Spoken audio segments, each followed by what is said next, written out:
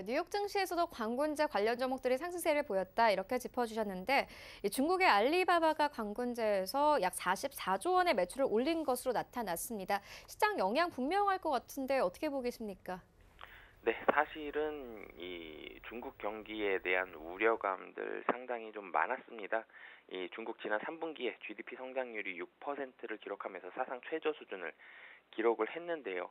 이 미중 무역 전쟁으로 인해서 이 경기 둔화 그리고 소비 심리가 악화되면서 올해 광군제 거래액 상당히 줄어들지 않겠냐, 침체가 되지 않겠냐 이런 우려감들이 많았었는데 알리바바 중심으로 해서 이런 우려감들 상당히 좀 많이 씻어냈다라고 보시면 되겠습니다. 알리바바의 거래액이 1시간여 만에 1,000억 위안 돌파했고요.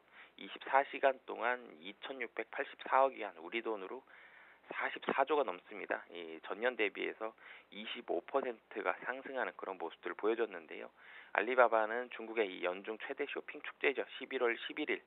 이 전에는 광군제라고 불렀었는데 이 11월 11일 쇼핑데이에서 기존 기록을 모조리 갈아치우고 중국 소비에 저력을 보여줬다.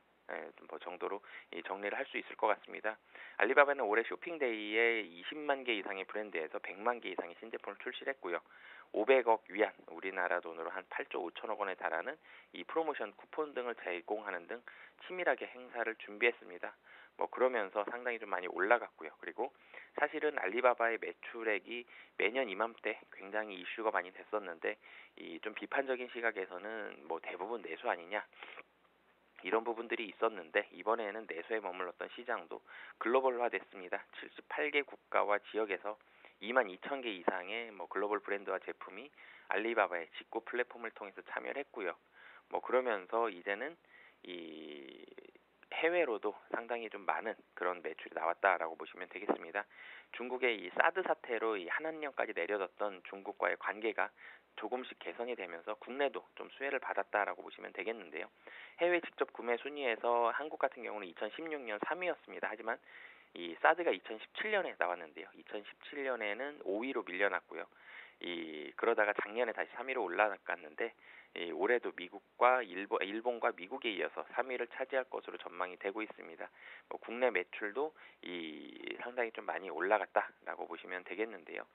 이 한국 제품들이 올라가는 가장 대표적인 기여를 한 게 이 한국의 삼성전자 그리고 LG생활건강 화장품 브랜드죠. 이 두 회사가 상당히 좀 많이 기여를 했다라고 보시면 되겠습니다.